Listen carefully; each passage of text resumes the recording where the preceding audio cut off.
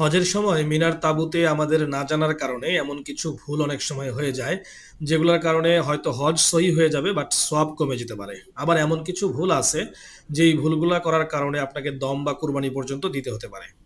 আর আজকে আমরা এই বিষয়গুলোকে নিয়ে আলোচনা করব, যে মিনায় থাকা অবস্থায় যে সমস্ত গুরুত্বপূর্ণ মাসালা আছে বা কোরআন ও হাদিস সেই সম্পর্কে কি বলে, সেগুলো নিয়ে কথা বলবো। তাই আজকের ভিডিওটা অনেক বেশি গুরুত্বপূর্ণ হতে যাচ্ছে, শেষ পর্যন্ত দেখার অনুরোধ করছি। এবং সেই সাথে আমার এই চ্যানেলে হজ এবং ওমরা সম্পর্কিত বেশ কিছু ভিডিও আছে, সেই সাথে দেশ বিদেশে ভ্রমণেরও বেশ কিছু ভিডিও আছে, চাইলে সেগুলোও দেখে আসতে পারেন। এবং নতুন হয়ে থাকলে সাবস্ক্রাইব করার অনুরোধ করছি। আচ্ছা, মূল কথায় আসি। মিনা হচ্ছে হজের একটা গুরুত্বপূর্ণ স্থান, যেখানে হাজিরা নির্দিষ্ট দিনগুলোতে অবস্থান করেন। আল্লাহ তাআলা বলেন মোটামুটি এরকম, যে নির্দিষ্ট দিনগুলোতে আল্লাহ তাআলাকে স্মরণ করো।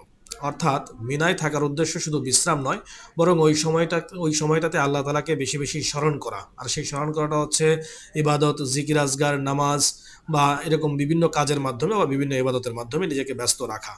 তো প্রথম গুরুত্বপূর্ণ মাসলা যেটা, সেটা হচ্ছে মিনায় রাত যাপন করা বা মাবিত যেটাকে বলে। 11 ও 12 জিল হজ, আবার কেউ কেউ চাইলে 13 তারিখ পর্যন্ত মিনায় থাকতে পারেন, এবং সেটা কিন্তু ওয়াজিব। 11 এবং 12 জিল হজ যে রাত কাটানো, সেটা ওয়াজিব। রাসূলুল্লাহ সাল্লাল্লাহু আলাইহি সাল্লাম নিজে মিনায় রাত যাপন করেছেন। তাই ইচ্ছাকৃতভাবে যদি কেউ মিনায় রাত যাপন না করে হোটেলে থেকে যান, বা এরকম ভাবেন যে সারাদিন মিনায় থেকে রাত্রটা অন্য কোথাও গিয়ে থাকলেন, তো কোনো কোনো আলেমের মতে এটার জন্য কিন্তু দম ওয়াজিব হতে পারে। তাই আমরা 11 এবং 12 জিলহজ মিনাতে থাকবো। তবে এরকম যদি হয় যে ভিড় বা শারীরিক অক্ষমতা আছে, তো সেই ক্ষেত্রে আপনি চাইলে আম ওলামায়ে কেরামের পরামর্শ নিতে পারেন। বা যদি সম্ভব হয় অবশ্যই থাকবেন, বাট যদি এরকম মাজুরিয়াত কোনো হালত থাকে, বিশেষ অবস্থা থাকে, সেই ক্ষেত্রে ওলামায়ে কেরামের পরামর্শ নিবেন। তো দ্বিতীয় গুরুত্বপূর্ণ বিষয় যেটা, সেটা হচ্ছে আপনার তাঁবু সত্যিই মিনার ভিতরে কিনা, সেই জিনিসটা খেয়াল করবেন। কারণটা হচ্ছে যে এখন যেহেতু আসলে যত দিন যাচ্ছে তত এক্সটেনশন হচ্ছে, অনেক বেশি মানুষ যাচ্ছে। তো অনেক কারণে এরকমও হইতে পারে যে বর্তমানে অনেক সময় মিনার তাঁবু সীমানার বাইরেও স্থাপন করা হয়। তো যদি কেউ মিনার বাহিরে অবস্থান করে, তাহলে তার মাবিত আদায় নাও হতে পারে। তো এই জিনিসগুলোর দিকে কিন্তু খেয়াল রাখতে হবে, যে আমার তাঁবুটা মিনার ভিতরে আছে কিনা। এমন হয়তো হইতে পারে যে মিনার ভিতরে থাকার তাঁবু আর কিছু মেইনটেন্যান্সের বা আদার্স কাজকর্মের কিছু তাঁবু কিন্তু মিনার বাহিরেও থাকতে পারে।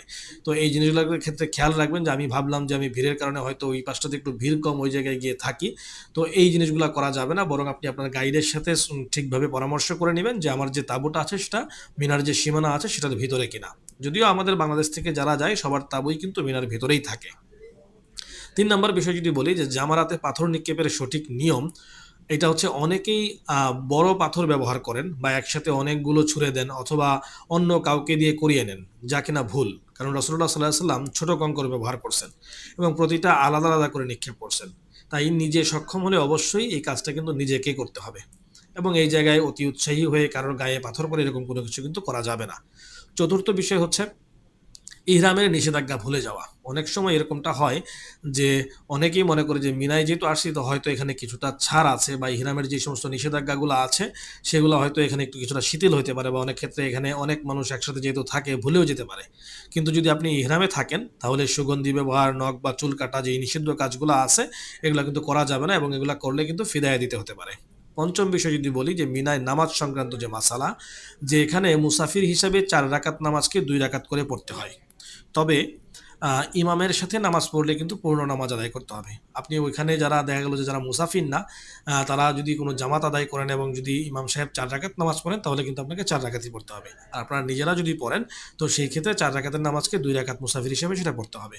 তো অনেকেই এই জায়গায় ভুল করেন, তো যার কারণে এই জিনিসটা কিন্তু আপনি স্মরণ রাখবেন।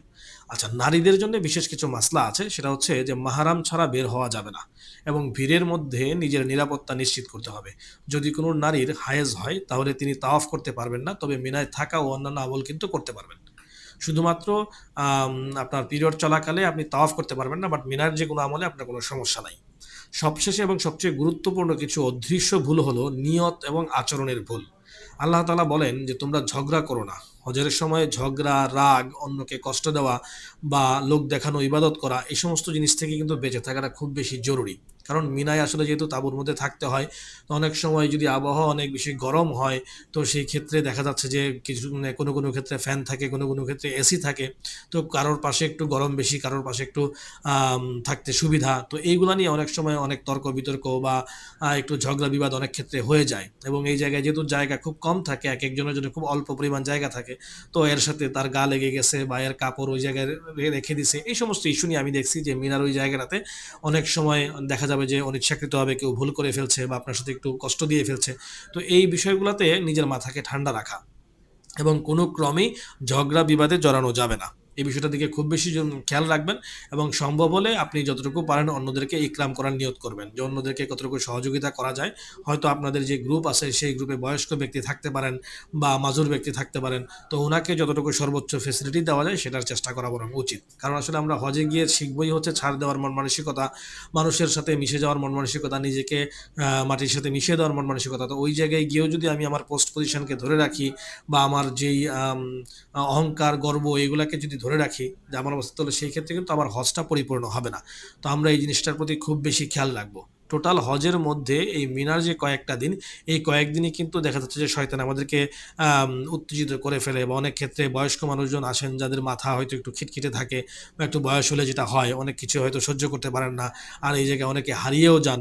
তো এই সমস্ত বিষয়গুলোর ক্ষেত্রে আমরা যারা একটু কম বয়স্ক থাকবো বা আমরা যারা একটু আম সুঠামদের অধিকারী থাকবো বা হয়তো অনেক কিছুই অনেক কষ্ট সহ্য করতে পারবো, আমরা চেষ্টা করব যে আমরা সর্বক্ষেত্রে একটু স্যাক্রিফাইস করার। এবং সেই সাথে এখানে আরেকটা বিষয় খেয়াল করা জরুরি, যে মিনার তাঁবুতে যে সমস্ত খাবারগুলো আসে বা এজেন্সির থেকে দেখবেন যে খাবার দিয়ে যাবে, তো এই খাবার নিয়ে যেন আমার জন্য কোনো কাড়াকাড়ি না হয়ে যায়। এমন যেন না হয় যে আমি অনেক বেশি খাবার নিয়ে নিলাম, আরেকজন খাবার পাইলো না, বা আরেকজন নাস্তাটা পাইলো না, আরেকজন পানিটা পাইলো না। এই সমস্ত বিষয়গুলো যেন না হয়। বরং আমি চেষ্টা করব যে আমার সাথে যারা আছেন তারা যেন আমার আগে খাবার পান, বা তারা যেন আমার থেকে ভালো খাবারটা খান, সেই দিকে খেয়াল রাখবো। তো এই সমস্ত ছোট বিষয়গুলোকে আমরা অনেক সময় মানে অনেক বেশি গুরুত্ব দিতে চাই না, তোয়াক্কা করি না। বাট আসলে বড় বিষয় হচ্ছে যে আমরা হজে যাচ্ছি হচ্ছে এই সমস্ত বিষয়গুলোকে নিজের জিন্দেগির মধ্যে নিয়ে আসার জন্যে। তো আমরা এই মিনার তাঁবুতে এই বিষয়গুলো অবশ্যই খেয়াল রাখবো। তো যারা আজকের কথাগুলো শুনতেছেন, তাদের উদ্দেশ্যে বলব যে আসলে মিনা এটা আসলে শুধু থাকার একটা জায়গা না, বরং এটা হচ্ছে আমার আপনার ধৈর্য, তাকওয়া এবং ইখলাসের পরীক্ষা। তো আমার আপনার জন্য যদি আমাদের কোনো অজানা কারণে যদি ভুলগুলো আমরা যেগুলো হয় সেগুলো যদি এড়িয়ে চলতে পারি, তাহলে ইনশাআল্লাহ আল্লাহ তাআলার কাছে আমাদের হজ আরও বেশি সুন্দর এবং কবুল হওয়ার উপযুক্ত হবে। আল্লাহ তাআলা আমাদের সবাইকে সহিভাবে হজের যে আমলগুলো আছে সেগুলো আদায় করার তৌফিক দান করেন। আর এতক্ষণ যারা কথাগুলো শুনলেন সবাইকে আমার পক্ষ থেকে মুবারকবাদ থাকলো, এবং আশা করি আপনারা সহি সালামতে হজ করে আসতে পারবেন এবং এই অধর্মের জন্য দোয়া করবেন। আসসালামু আলাইকুম ওয়া রাহমাতুল্লাহি ওয়া বারাকাতুহু।